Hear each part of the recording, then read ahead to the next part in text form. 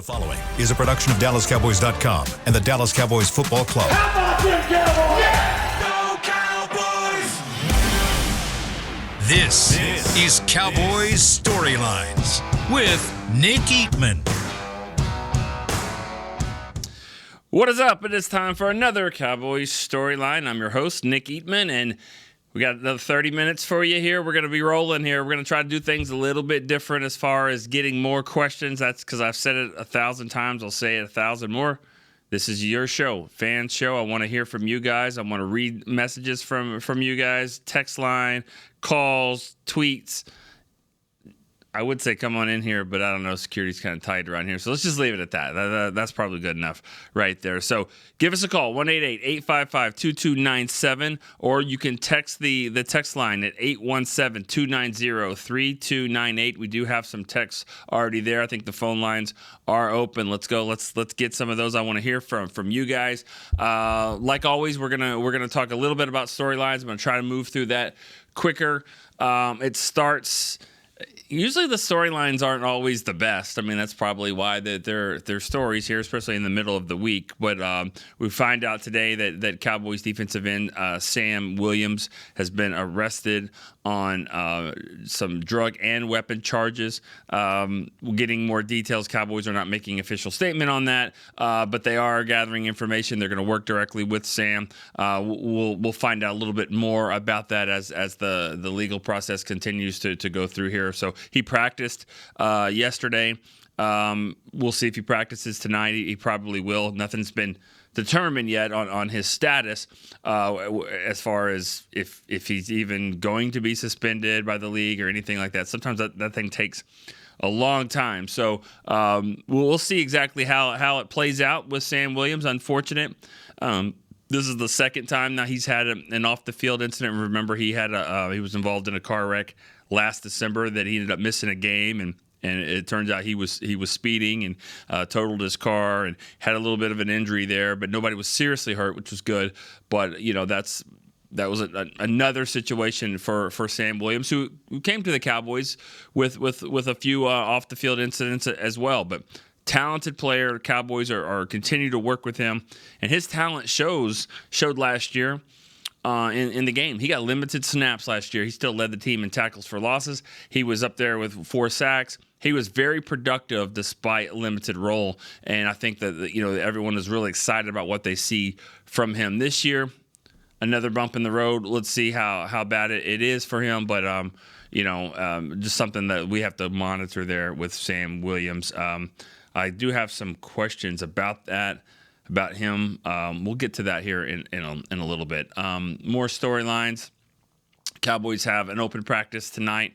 Again at Frisco here at the start. If you have a chance, or at Ford Center, if you have a chance to get close and drive by, and depends on where you live. I know a lot of people live all over the place. A lot of our callers and listeners are from all over the country and the world, but we do have some here in Dallas as well. If you have a chance to sneak by, this will really be the last time you'll be able to watch a full practice until next year, next training camp. So, and it's indoors. Don't forget that part. Indoor practice, and it'll be fun to see what goes on there as the Cowboys continue to kind of get ready to cut down this roster, which will be next week. So, there'll be some other news on the site.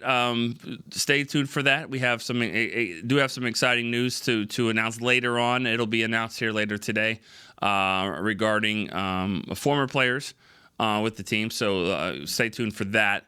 But as for this team and just the roster reduction that'll happen down to 53, that's an ongoing process. I would guess right now you're probably at about 45, 47 guys, and then with a handful or so that can still change in the last preseason game, and then also depending on who else gets cut around the league too. So you're not just going against the teams here, the guys here in this 90.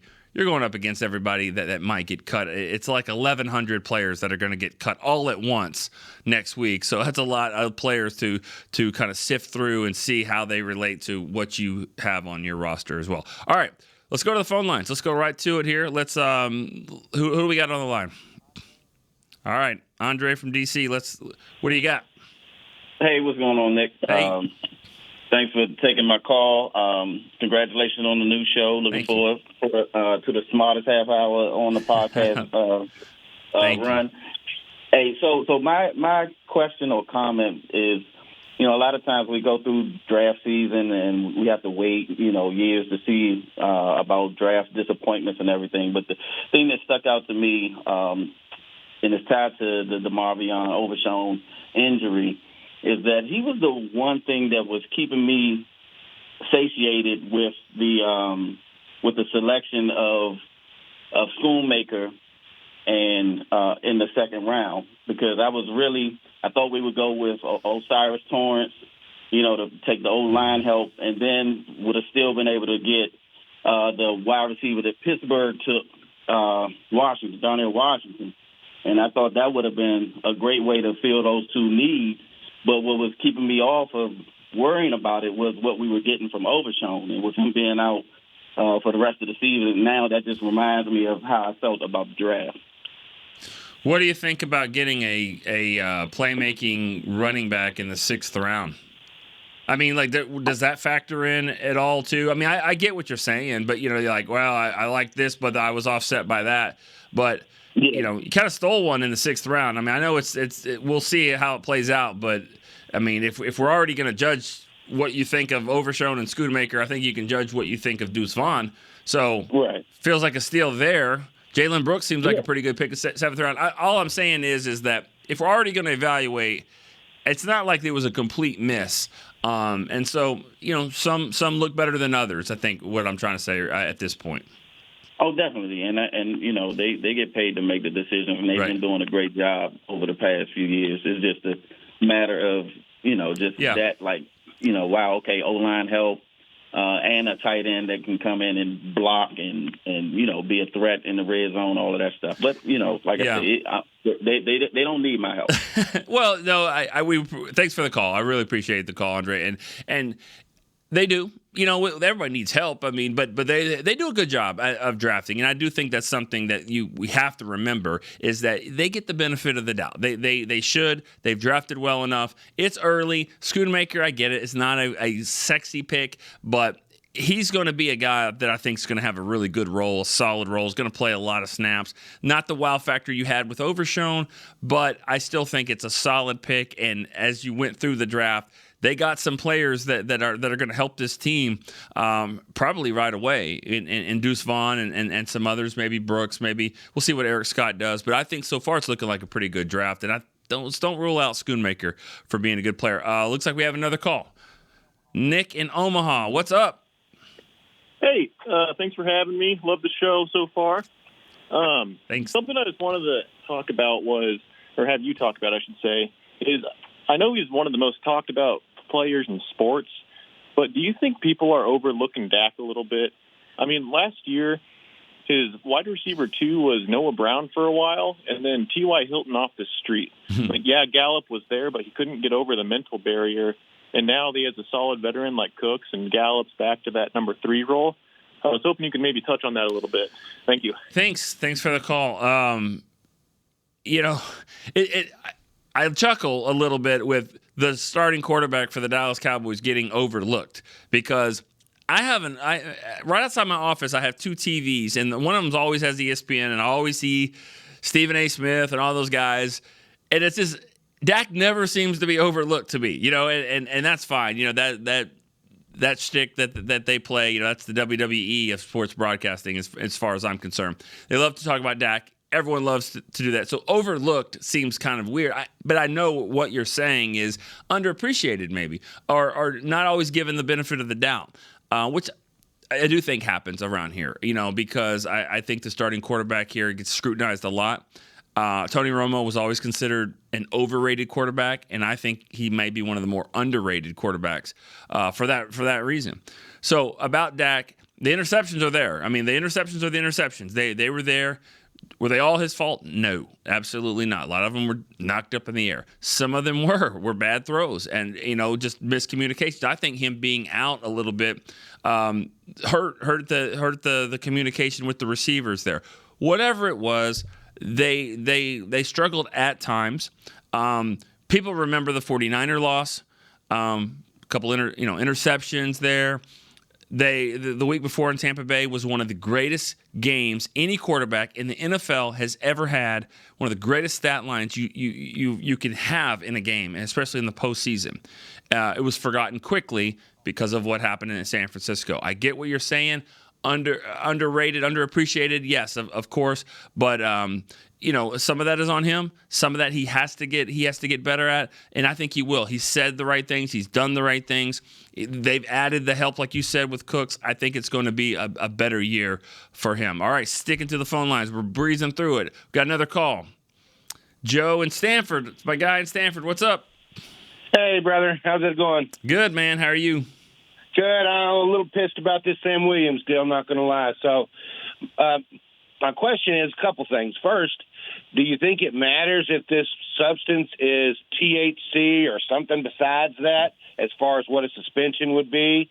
And also, is that going to dictate how we sort of look at our cuts and who we might have looked to possibly trade before these cut deadlines? All right. Thanks for the call. I appreciate that. Keep it down there in Stanford, which is over by Abilene, by the way, if you didn't know that. Which I can tell you this, it's hot. It's hot everywhere in Texas right now. Unbelievable. It's hot in the studio, and it's just the way it is. I'll answer the roster part of it better than all of the THC, whatever. You know what? I'll admit this. I don't know anything about that stuff. I proudly will say that. So if I'm not your guy when it comes to what's involved with any of that kind of stuff, I don't know anything about it. I don't know. Do I think it affects the suspension? Sure. I mean, the worse the crime, the worse the suspension or the worse the penalty. It's always the case. So whatever it is, if it's not much, if it's misdemeanor, then it won't be obviously as bad. I mean, that's just simple. That's not breaking any news there. The good question, though, a real good question is what happens with are they going to cut more players? Are they going to keep guys? I mean, the first name that comes out is like an Isaiah Land. I mean, he's sort of on the bubble there. Is he a player that you can get to the practice squad? He's flashed a couple of times here. Nothing too great, too promising. That might be by design, but maybe they keep him. But I don't suspect anything happening with Sam Williams soon. Nothing ever happens soon, really, around here, around the NFL when it comes to these type of things. So I'll be surprised if it's a quick thing. So I don't know if it'll affect their roster that much. If it does, this is already a deep spot now. I mean, Sam Williams is like your fourth best pass rusher, maybe fifth, depending with Dante Fowler. So who knows? I mean, it could be a situation where some of these guys might even be inactive. But I think Sam Williams is going to be a guy that plays a lot. But I do think that you're already deep there, so I don't know if it's going to affect too much of the roster decisions. All right, if I answered one in Stanford, I got to answer something in Texarkana. This is Camille from Texarkana. I do know a Camille from Texarkana. Might be my mom. It actually is. So the question is, first off, congrats on a great show. See, that does sound like a bomb. Curious question as to why our rookies played against Seattle against their starters. Was this a coaching decision? Did that more precipitate the injuries Dallas sustained? I don't know about that part of the injuries, but I do think it's just all the decision the Cowboys make. They don't want to play the starters, especially in Seattle. Sorry, if you've been – Romo got hurt there. Good things don't happen there in preseason games in Seattle. Sometimes playoff games too. But – so going back to that, I do think the decision was we're not playing our guys. Now, you hope that they play theirs because that gives you more evaluation. It gives you a better evaluation for your backups knowing that they're going up against the starter. So I asked that question to Stephen Jones before the game, and he was like, yeah, we love that. We love when our backups get a chance to go play against them. Just gives them a better chance to evaluate. And I don't know if it didn't affect anything from an injury standpoint. It was just, you're not really supposed to talk to coaches before the game on what they're going to do. You just say, this is what we're going to do. We'll see what they're going to do. And, sometimes it lines up. Sometimes it doesn't. Because there's a flip side to that is maybe it's not a good evaluation. Maybe you'd rather see your backups go up against backups so you could really see how they're doing. But overall, I think they were happy with what they have. And, it's one of those things where it's hard to get too disappointed because if they do well, great. If not, they're going up against starters. That's kind of the way that they look at it. All right, I'm going to take a break here on Cowboys Storyline. We're going to come back with more text line questions and more phone calls. We'll be right back. Todd thought it would be secure to jog in the cheetah savanna. Todd believed the big cat repellent he bought online was reliable. And now, Todd is trying to be faster than this cheetah that can run 80 miles per hour. But the good news is, Todd has AT&T 5G that is fast, reliable, and secure. And he learned the best thing to do is stop running and toss her the backpack with the beef stew. AT&T 5G. Fast, reliable, secure. It's not complicated. 5G requires compatible plan and device. 5G may not be available in your area. See att.com/5G for you for details. Cowboys fans, after that move, we've just coined the term Rowdy Replay. Let's roll back the tape.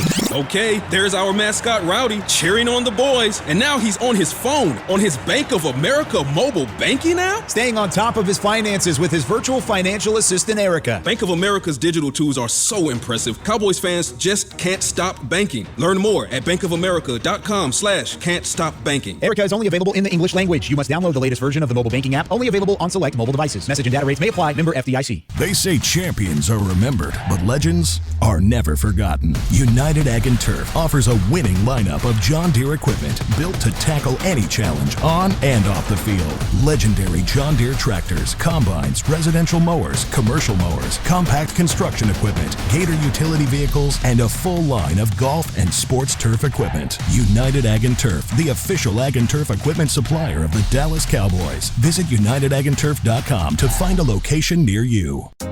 Hey Cowboys fans, ready to spice up your next watch party? Bring Yo Quiero guacamole and be the game day hero. Yo Quiero means I want, and we know you want great, fresh tasting, ready to serve guacamole for your home gating and tailgating events. Made with real avocados and the perfect blend of spices, it will be the star of any party.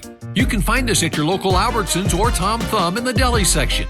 If you can't find it, talk to your store manager and tell them, Yo Quiero guacamole. Back to Cowboys Storylines. Back for Cowboys Storyline here. I'm Nick Eatman, and we've got about 10, 12 more minutes to go. It's the fastest 30 minutes in the world right now is this show. And so there will be some days that we go a little bit longer, especially on Monday after a game when you guys want to get excited or vent or both, about certain things. Let's get to. I have a couple of tweets here. I know the tweets were like the backbone of the show when we were out in Oxnard, other than the guests, of course. And now that we got the calls and the text lines and things like that, but I still don't want to go away from the tweets. Here's one from Reggie Reed. He said, "Are you going to do a show next week with you picking who you believe will make the roster week 1?" Hadn't really thought about doing that, but why not? I know other shows kind of have done that.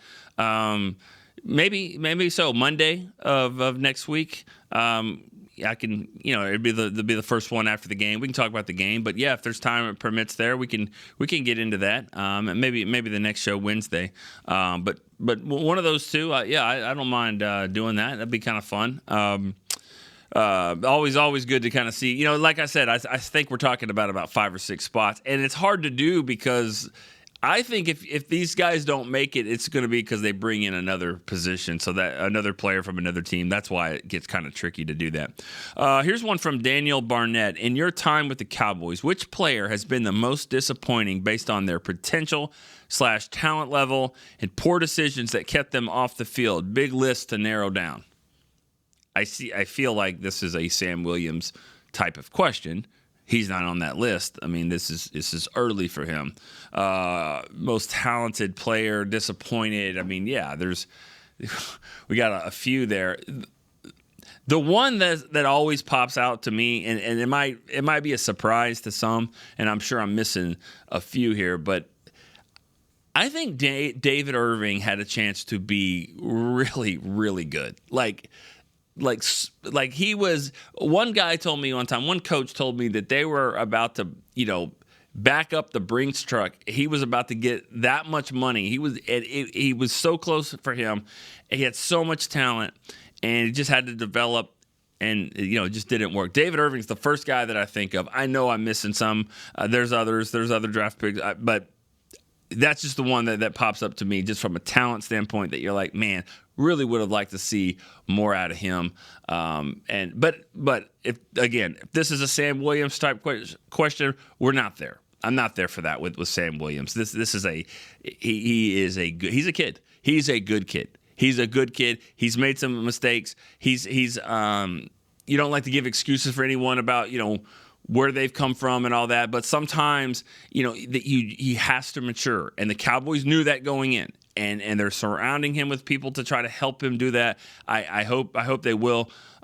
He's a fun person to talk to, and I think he's going to be great. I really do. I think it's going to work out for him. I really believe, but he's got to make sure and limit these situations. All right, let's go back to the phone line here. We have Frank in Irving. What's up, Frank? Hey, Nick. Really enjoy your show. Thank you. If everybody is saying that Deuce Vaughn is going to make the 53-man team, why is he only playing in the second half of games? Yep. Good question. I think we appreciate the call. Thank you. There's two games here. The first game, that was the plan. That was obviously the plan, to play him there. And I don't think everyone was saying he's making the team there. He did some nice things, and it's like, okay, well, let's see more of him. Personally, I thought they would show him a little bit more in the first half of that game, but he's making the team. Okay, that was always, I think, in their mind, it was going to happen. I don't know what his role was going to be, but I don't think you could say that for Dowdle. I don't think you could say that for Malik Davis. And so I think it was more important to kind of get them some work there, because if something were to happen to Pollard, it's going to be Dowdle or going to be Malik Davis that gets a lot of those carries. So I think they still wanted to evaluate him. Good question. You can't use everyone. I thought he might get a little bit earlier snaps, but it didn't happen. So, anyways, all right, let's go back to the phone line. Jake in Southlake. Hey, Nick, how you doing, man? Man, I'm good. How the Dragons going to do this year? Oh, we'll see. Southlake Carroll is who I'm referring to, who seemed like they've won 100 state championships since I've been around. But anyways. Oh, yeah. What do you got? To stay humble, though. Yeah. When you're like, I don't know. I mean, we may just go state, but not win it all. I mean, the bar is very high over there. So anyways, what's going on? Hey, I know injuries are a part of the game. Obviously, we all know that. I'm thinking about the swing tackle position. If Waletzko is seriously banged up, I mean, where do you see us going at that? Is it Awesome Richards?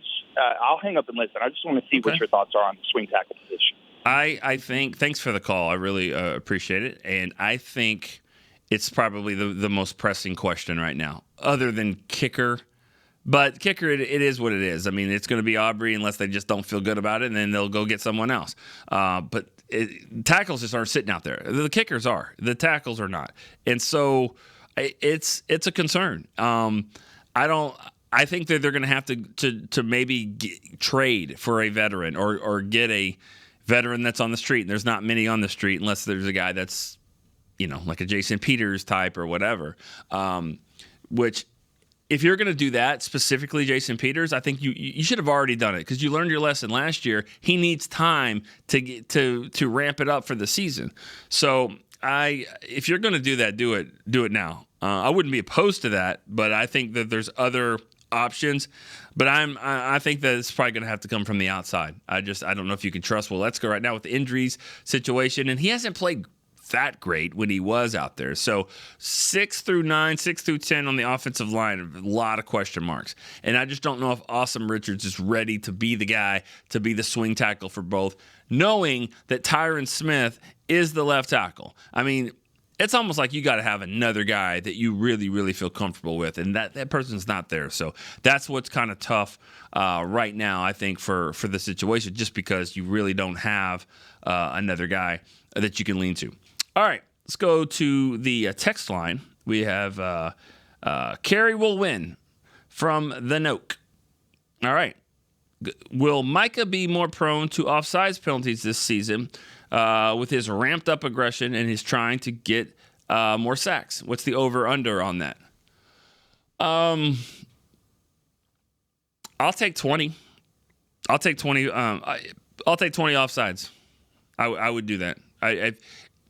If you offset an offsides penalty with a sack, so if I can get 20 sacks, I'll take 20 penalties. That's. I mean, I know that sounds ridiculous, but DeMarcus Ware, who just went into the Hall of Fame, I'm not saying he got one a game. He got a lot. Flozell Adams, a lot of false start penalties, but he was also, he needed that quick step to do what he did and to be great. So, yeah, it's going to happen. Maybe 20 is high, but I will take one a game if I'm getting a sack a game, because 5-yard penalty is now 1st and 5, whatever. I still have him rushing the passer again. I still have them worrying about, we've got to go hard count, we've got to do this, we got to do this. That's them worrying about Micah Parsons. So you'd hate it on 3rd and 3 when you're trying to get off the field, you get a first down. You'd hate that. And I understand. I'm not saying that be undisciplined, but I'm saying the aggression that it takes to be overzealous and to get a penalty is the same reason why he's scaring offensive coordinators and quarterbacks and left tackles to death, because of the way that he rushes the passer. So I will take that trade if he's getting the sacks that I think he's going to get. All right.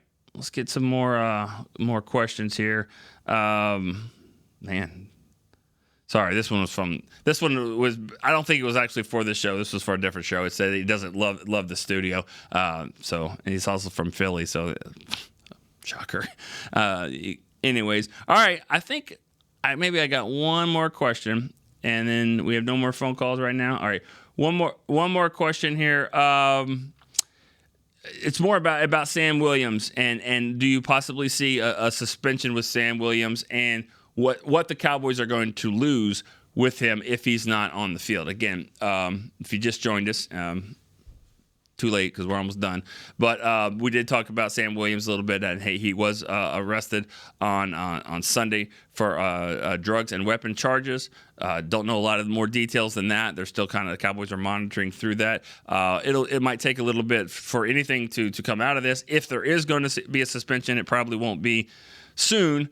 But what will they lose? I mean, they lose another pass rusher that knows how to get in the backfield. I mean, he led the team in tackles for loss last year. He played a third of the snaps Micah Parsons played. So he can get. Sometimes it's that garbage time late in the game. Doesn't matter. He was making plays there at the end, and he's another guy that kind of gives him that feisty edge. He's got to work on the penalties. There's no doubt about it. He's got to get better there. He's got to play within control, which is obviously an issue for him right now. But I think that he will. And but I do think it's a deep position that with Fowler, Dorrance Armstrong, Tank, and then of course you got Micah. We'll see if Isaiah Land kind of works his way in there. Tyrus Wheat, is a guy that's been used at different positions too as a rookie. So they've got options, and they've got Dan Quinn, who knows how to be really creative and kind of get it all figured out. So. That's it, man. That'll be it for today's show. Again, it kind of flew by. We appreciate the calls, appreciate all of the texts and the tweets, and obviously I didn't thank him last show. I got to make sure to do that. Chris Beam, who really does everything here in the back as the producer, I would thank him as well. So, all right, we'll be back on Friday. We'll be back on Friday. We're gonna have a different time on Friday. It'll be 11 a.m. So 11 a.m. I'll be here for Cowboys Storyline, and then next week we'll just stay tuned different times before we ramp this thing up and go to a slot at 10 a.m. every day. That'll be in a couple weeks, but not throwing a bunch of times at you. I'll be here Friday, 11 a.m. See you there on Cowboys Storyline. This has been a production of DallasCowboys.com and the Dallas Cowboys Football Club. How about them Cowboys?